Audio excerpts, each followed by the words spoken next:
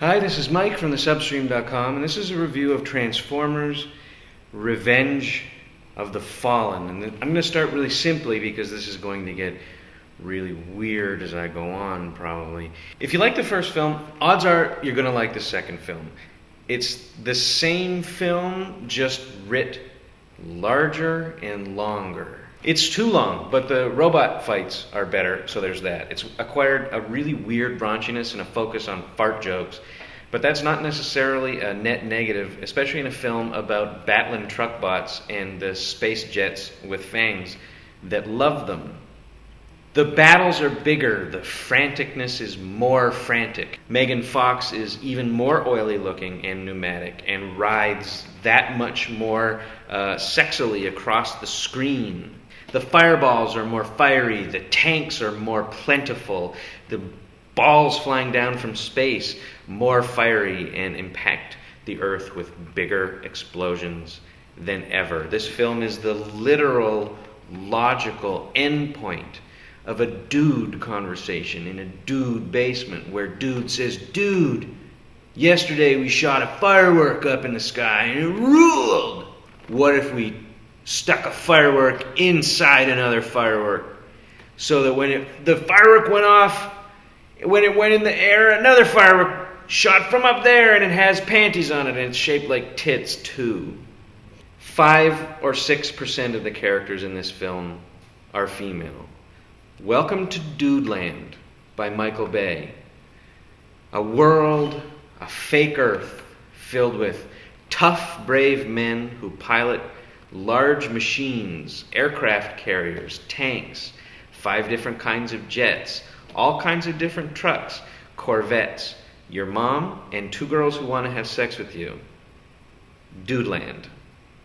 2 of the Transformers in this movie are named Mudflat and Skids, and they're supposed to be red as black because they're minstrels. One of them has a gold tooth, and both speak in ghetto patois about with your bitch ass and stuff like that. And it's interesting because it's really just blatantly racist. It's not even kind of subtly where you think, okay, maybe they didn't know what they were doing, like with, say, Jar Jar Binks, where you kind of give George Lucas the benefit of the doubt because he's autistic or whatever. But no, this is just Michael Bay deciding that what his film needed, the personality that his film needed, was 2 really horrible Al Jolson-style racial stereotypes. They're supposed to be red as black. I mentioned that part.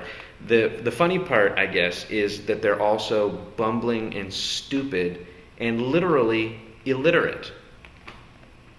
One of Bay's other interesting directorial choices is the use of humping as a repeated trope in the film to explore methods of dominance between characters. Early in the film, Sam Witwicky, played by Shia LaBeouf, his 2 dogs, one dominates the other one by humping him from behind, as dogs do. And later in the film, Megan Fox's character has her leg dominated by her tame Decepticon dog-like friend that initially attacked her, but she has turned it into her friend by burning out one of its eyes with a blowtorch and then keeping it in a box.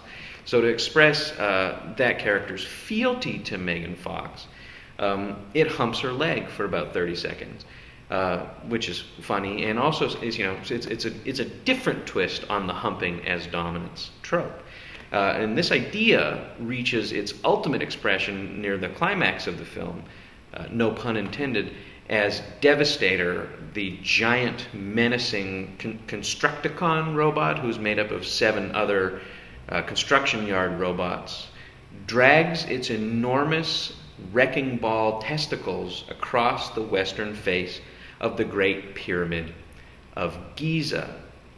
Thusly, Devastator is shown to the astute film reader to be dominating the Great Pyramid of Giza, and by extension, humanity. Such subtle work in this film.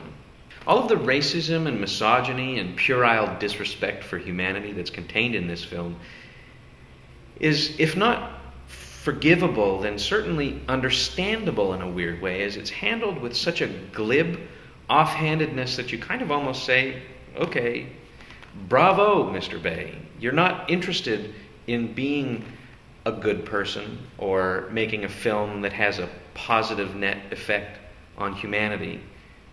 You're just interested in making a fantasy land, dude land, where horrible, horrible, horrible things can lurk. Real things in real life can lurk an inch beneath the surface of your film. And you can not mind. You can be brave.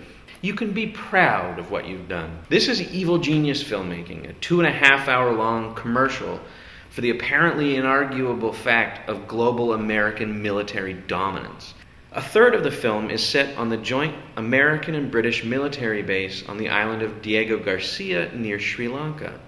This is apparently, according to Mr. Bay, where the Autobots have their home base. And the most interesting thing about Diego Garcia is that it's the center of a really big battle in human rights court, because in the 1970s, when the Americans decided that they needed a military installation in that part of the world, they got the British to go forcibly depopulate the island of its indigenous population of humans. There was another one that they were going to pick, but it had endangered turtles on it, so they decided to just go to the one that had 2,000 humans on it and force them to leave illegally instead so that they could have their military base there. They literally put people on boats and sailed them away and never let them come back to the island where they were born and lived. Except for recently, they did allow them to go back for one day to visit the graves of their ancestors that they haven't seen since 1971. So thank you again, Michael Bay, for not only entangling my favorite truck-bot, battling robot space adventurers with the might of the full-strength American military machine, but also for making Optimus Prime complicit in one of the most hilariously evil large-scale human rights violations of the last 40 years. So thank you, filmmakers behind Transformers: Revenge of the Fallen. Thank you for creating a film in which a robot drags its nuts across the Great Pyramid of Giza, and thank you for creating a film that's so long and so loud, so racist and woman-hating that it felt like you were dragging your balls across my face for 2.5 hours. And I give your film a 2 out of 10. And I hope that you're all able to find happiness in your lives at some point.